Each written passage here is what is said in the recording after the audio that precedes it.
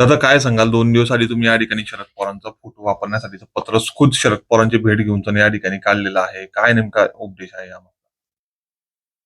आमच्या पक्षाचे सर्वेसर्वा अजितदादा अचानक आम्हाला सोडून गेल्यानंतर महाराष्ट्राच्या प्रत्येक कार्यकर्त्याच्या मनामध्ये आमचं मन लागत नाही, चित्त लागत नाही. काल परवा सुनील तटकरे साहेबांचा वाढदिवस होता. त्यांच्या डोळ्यात मी अश्रू बघितले आणि सगळ्यांच्याच आमच्या प्रत्येकाच्या डोळ्यामध्ये दादांचं नाव काढलं की अश्रू थांबत नाही.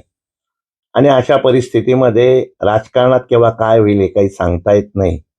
त्याच्यामुळे माझ्या मनात एक विचार आला आणि मी पवार साहेबांना भेटलो.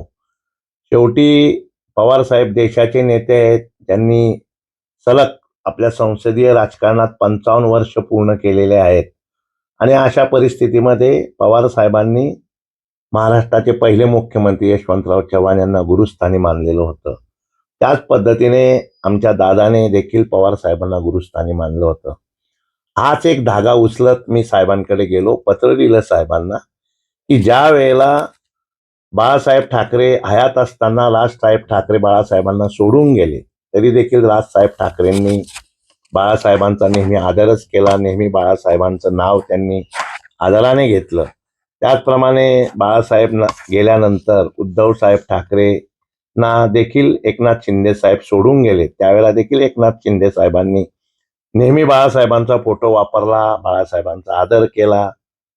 उद्धव साहेब ठाकरेंनी नाही सांगितलं तरी एकनाथ शिंदे साहेब बाळासाहेबांचा फोटो वापरतायत. आणि काही तांत्रिक अडचणींमुळे पवार साहेबांनी आम्हाला जो नकार दिला होता फोटो वापरण्याचा, तो एक धागा पकडत मीच एक आमचे आणि पवार साहेबांचे कौटुंबिक, राजकीय, सामाजिक संबंध असल्या कारणाने पवार साहेबांचं नातं आणि माझे वडील स्वर्गीय मुरलीधर पवार यांचं नातं सगळ्या महाराष्ट्राला आणि जिल्ह्याला माहिती आहे. याच विचाराने मी साहेबांना गेलो आणि सांगितलं की मी तुमचा फोटो वापरणार आहे. आणि त्यामुळे साहेबांनी माझं पत्र पूर्ण वाचलेलं आहे आणि मला फोटो वापरण्याची मान्यता स्वतः साहेबांनीच लिहून माझ्या लेटर पॅडवर मला दिलेली आहे.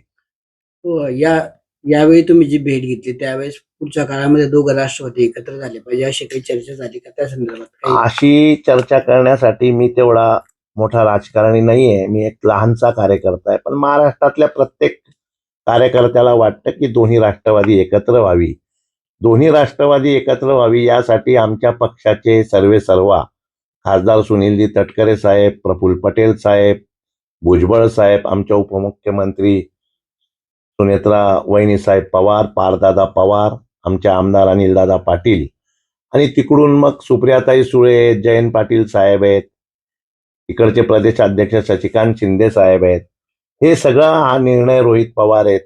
हे सगळा निर्णय वरच्या वरिष्ठ पातळीवर आहे. आमच्यासारख्या कार्यकर्त्याने त्याविषयी बोलणं एवढं उचित होणार नाही. पण सगळ्यांच्याच मनात एक भावना आहे की दोन्ही राष्ट्रवादीने एकत्र व्हावं.